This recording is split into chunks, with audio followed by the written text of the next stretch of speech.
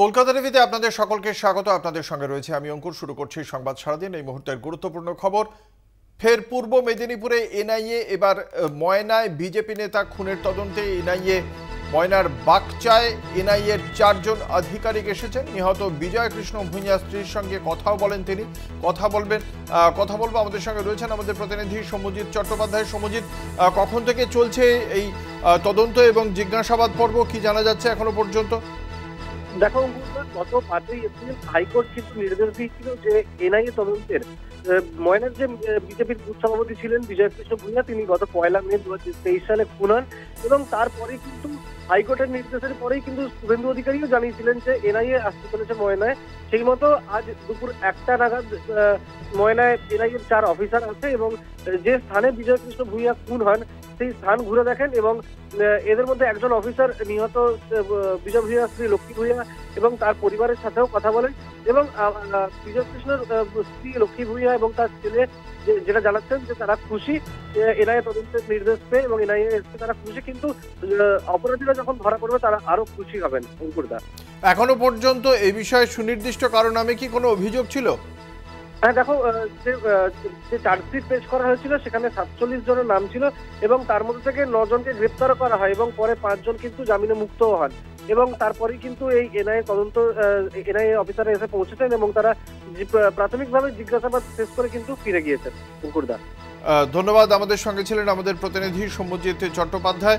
আজকে দীর্ঘক্ষণ জিজ্ঞাসাবাদ করেন এই বিজয় কৃষ্ণ ভূঁইয়ার পরিবারকে এনআইএর তদন্তকারী আধিকারিকরা। সম্প্রতি আদালতের পক্ষ থেকে এনআইএ তদন্তের নির্দেশ দেওয়ার পর এনআইএর তদন্তকারী আধিকারিকরা আজকে পৌঁছন। বিজয় কৃষ্ণ ভূঁইয়ার স্ত্রী এবং তার পরিবারের সদস্যদের জিজ্ঞাসাবাদ করা হয়।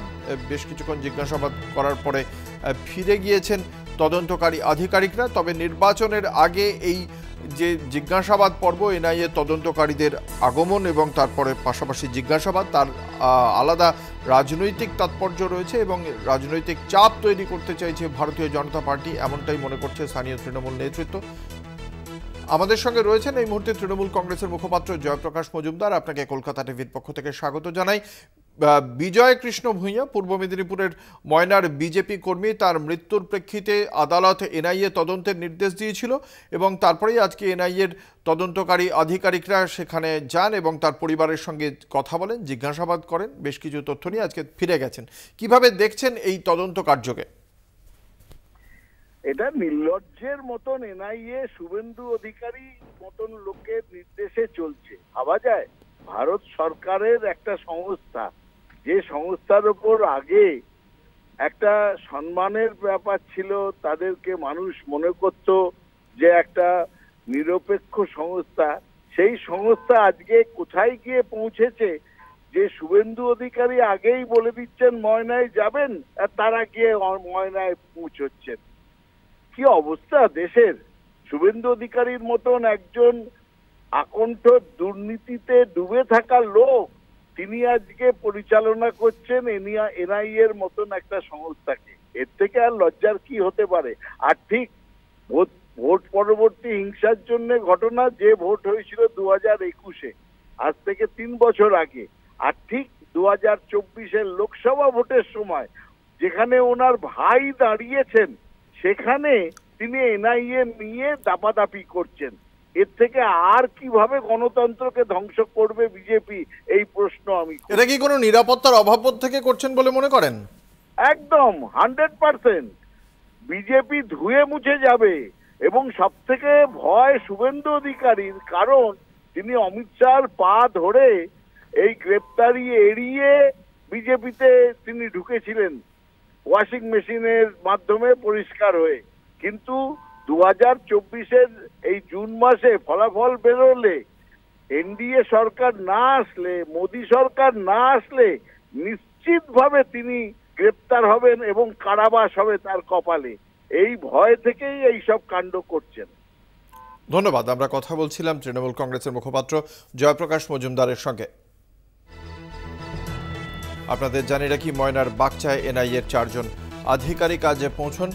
ভারতীয় জনতা পার্টির কর্মী বিজয় কৃষ্ণ ভূঁইয়া তার পরিবারের সঙ্গে কথা বলেন। গত 2023-এর 1 মে এই বিজয় কৃষ্ণ ভূঁইয়ার মৃত্যুর হয় এবং সেই ঘটনার প্রেক্ষিতেই তার পরিবার অভিযোগ দায়ের করে। আদালত এই ঘটনার প্রেক্ষিতে এনআইএ তদন্তের নির্দেশ দেয়। তারপরেই আমরা দেখেছিলাম বিরোধী দলনেতা শুভেন্দু অধিকারী এর আগেই তিনি বলেছিলেন যে আজকে ময়নায় যাবে এনআইএর তদন্তকারী আধিকারিকরা, এবং সেই মতোই ময়নায় পৌঁছে গিয়েছেন এনআইএ তদন্তকারী আধিকারিকরা, যা খুব স্বাভাবিকভাবেই তৃণমূল কংগ্রেসের পক্ষ থেকে, রাজ্যের শাসক দলের পক্ষ থেকে বলা হচ্ছে যে এই ঘটনা খুব একটা স্বাভাবিক নয়।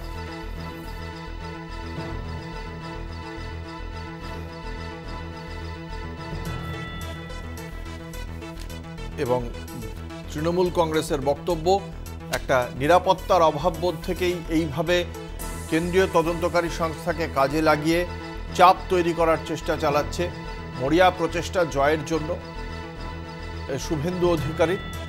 এই তমলুক থেকে যেমন দাঁড়িয়েছেন অভিজিৎ গঙ্গোপাধ্যায়, এবং কাঁথি কেন্দ্র থেকে দাঁড়িয়েছেন শুভেন্দু অধিকারীর ভাই সৌমেন্দু অধিকারী। ফলে সেই কেন্দ্রে ভাইয়ের জয় নিশ্চিত করতেই বিভিন্ন কেন্দ্রীয় তদন্তকারী সংস্থাকে কাজে লাগানো হচ্ছে বলে অভিযোগ তৃণমূলের। কথা বলবো, আমাদের সঙ্গে রয়েছেন বিজেপি নেতা শিশির বাজোরিয়া। আপনাকে কলকাতা টিভির পক্ষ থেকে স্বাগত জানাই। তৃণমূল কংগ্রেসের অভিযোগ, শুভেন্দু অধিকারী তার ভাইয়ের জয় নিশ্চিত করার জন্যই কার্যত মরিয়া প্রচেষ্টা নিয়ে এনআইএ মতো তদন্তকারী সংস্থাকে এই সমস্ত জায়গায় প্রেরণ করছেন, কারণ তিনি যখন বলছেন যেখানে যাবে কেন্দ্রীয় তদন্তকারী সংস্থা, তারপরেই দেখতে পাওয়া যাচ্ছে কেন্দ্রীয় তদন্তকারী সংস্থা সেখানে পৌঁছে যাচ্ছে। দেখুন, যে যে জায়গায় সমস্যা হচ্ছে সবাই জানে তো। আজকে আমি যদি কোনো জিনিস জেনে বলি এখানে তদন্ত হবে, তো তদন্ত মানে নেতা প্রতিপক্ষের কথায় তদন্ত হচ্ছে না, উনি যেটা বুঝছেন সেটা বলছেন, আর ওখানে তদন্ত হচ্ছে। তো তদন্ত আজকে যে সন্দেশখালিতে হলো, কেউ জানতো না? সবাই জানতো ওখানে কি হচ্ছে। শেখ শাহজাহান কি করছে, শুধু তৃণমূল কি জানতো না? তো ওখানে যখন বিজেপির নেতারা কি জানতেন না ওখানে কি হচ্ছে? যদি ওখানে কেউ বলে ওখানে সিবিআই যাবে কিংবা ইডি যাবে, এনআইএ যাবে, তো ওটা তো তার এটা মানে না ওই কথাতে এনআইএ কিংবা সিবিআই কিংবা ইডি যাচ্ছে। তো সবাই জানতো। হ্যাঁ, একটি সংস্থা যে জেনে বুঝে চোখ বন্ধ করে রেখেছিল, তার নাম হচ্ছে Paschimbanga police. DG Paschimbanga police ওখানে গিয়ে 24 ঘন্টা ক্যাম্প করলেন, পারেননি ধরতে, তারপর বলছেন আমরা ধরেছি। এটা হচ্ছে শুধু দেখানো। অসংখ্য ধন্যবাদ। আমরা কথা বলছিলাম শিশির বাজোরিয়া, ভারতীয় জনতা পার্টির নেতা, তার সঙ্গে।